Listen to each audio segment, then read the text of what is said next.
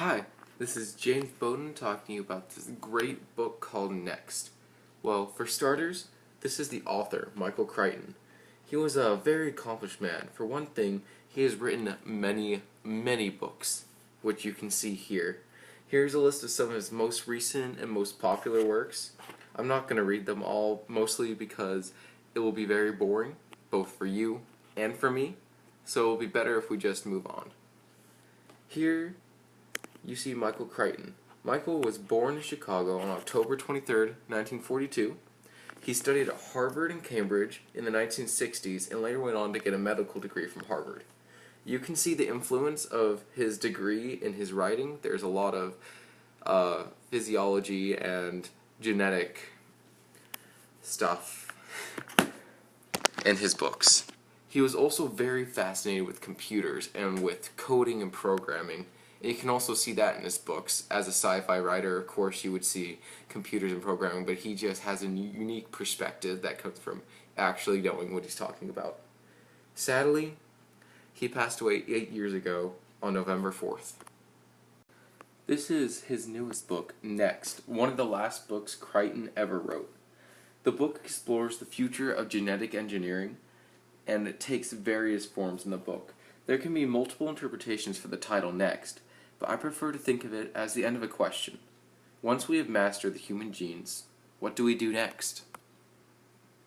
So now I'm going over the plot of the book. There are spoilers in here, so if you think you want to read it, you probably want to skip this part. Okay, so to start, there are many different plot threads throughout this entire book, which I will explain later. The main plot line, however, follows Frank Burnet's family during his lawsuit with the company Biogen. In this backstory, Frank survived leukemia due to abnormal genes. Through deceit, these genes were stolen and patented by Biogen. The company wins its lawsuit and is authorized full ownership of Burnet's genes. Jack Watson, a ruthless venture capitalist, conspires to destroy or steal the Burnet cell line. He succeeds by offering a lawyer to his nephew, the Biogen head of security, who is also being charged with rape of a minor, in return for sabotaging the cell line.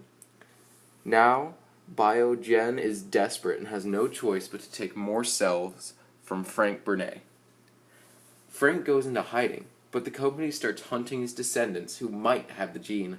His daughter Alex and grandson Jamie go on the run, hoping to gain refuge at the house of Lynn and Henry Kendall. While the chase is going on, the Kendalls deal with their own issues, mainly Dave, the transgenic ape, aka half-human, half-ape, created by a thoughtless Henry who works at another genetic engineering facility. Yep, a half-human chimpanzee. This is getting intense, guys. Spoilers are coming up, like serious spoilers. So Jamie ends up being captured, so Alex must go from the physical battle to keep her son safe to a legal battle. In the end, Alex saves her son from a bounty hunter with the help of the half-chimp Dave, and the California judge rejects the precedents of the company-owned genes, seeing them as a slippery slope to slavery. Everyone's happy in the end, except, of course, the researchers. The other plot lines in the book include kidnapping the transgenic parrot, who is smarter than most people around it, a talking orangutan who is killed while being captured, Jack Watson, the venture capitalist from before, contracts cancer, tries an experimental treatment, and dies as a result. A group of U.S. senators realize that science is outpacing U.S. legislation. A scientist/orator who pitches the idea of genes is shot while looking for people who have the novelty gene he wants to study. Artists using genetic engineering for beautifying animals, and Jack Watson's nephew, who goes on a cross-country trip that ends with his being shot by the cops. There's a lot of death in this book for a mere science fiction novel. This book takes place in many settings in the modern day, including an old broken-down courtroom, a Sumatran jungle, a high-tech science lab, Vegas, a suburban neighborhood, a ghetto school, a secluded beach, an old motel, and many other places. The author just jumps around a lot, going from plot to plot and place to place, which can be very confusing if you're not paying attention or you're taking the book in little chunks.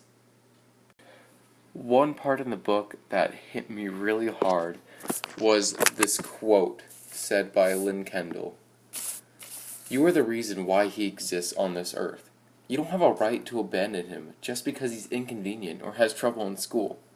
Although this is Lynn berating her husband about his transgenic chimp son Dave, this lesson in responsibility can be true for all of us. Parenting is important, and it can't just be thrown away because it's inconvenient. Every child should have a chance to succeed and not be put down just because they're inhibited or because they're different. Another good quote is about a scientist in the book. "Anyone who says he knows God's intention is showing a lot of human ego." This is another quote that is good for everyone. Of course, self-confidence may be admirable, but pride is not. We may think we are in control of things, that we know what we're doing, but all it takes is one screw-up to prove us wrong. This book, if you haven't guessed it yet, is science fiction. I know, right? Surprise. All of Michael Crichton's books are sci-fi. However, this one novel shows us science that is very close in the future. It may not be long before we ourselves are facing the very problems that Crichton has thought up in this new novel. I would say this book is best for a crowd that is really into the nerdy details of a book.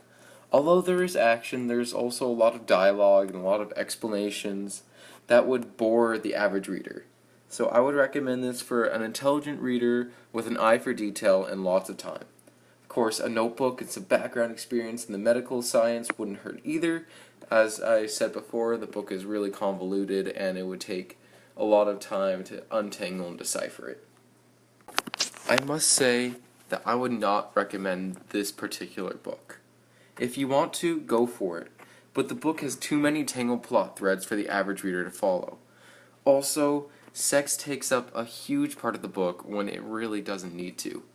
I love this author, I do, and I think you should try one of his other books, like Jurassic Park or Prey, but this one is not the right choice for someone who's just starting to enjoy a Michael Crichton book. Please go pick up one of his other books, or go pick up a totally different science fiction novel, but don't start with Next. It's just not the right choice for a new reader. And now finally, the theme. The theme for this book is that science can be corrupted, and it's shown repeatedly throughout the book through irresponsible practices by the scientists, by the people, by pretty much everyone. There is one good person in this story, and that is Lynn, the mother to Dave. So the quote in the story that best represents this is, "Science is corruptible as human activity as any other." This is represented by Dr. Bellamino, who twists words to further public support of genetic research despite actual facts. Jack Watson, who views genetic research as nothing more than a money-making industry and is happy to let people die rather than lose money. Josh Winkler, who illegally experiments on friends and families in hopes of achieving fame and fortune. Unfortunately, all of his test subjects die. The success of companies in owning the genes of human beings and thus having a claim to the people themselves. A talking orangutan who is killed due to a reporter's reckless disregard for safety in capturing the transgenic animal. The staff of a hospital destroying evidence and erasing records to cover up genetic trails of illegal practices. Alex and Jamie's conflict with Biogen, who are perfectly happy to arrest a child, force surgery, and possibly kill the boy's family, all to obtain a multi-million-dollar gene. This is a common theme for Crichton's books. It's seen in Jurassic Park and in many other novels. This is not to say that science is bad. This is not what the author is trying to get at. But he is saying it needs to be regulated. We must have a plan for the achievements of the future.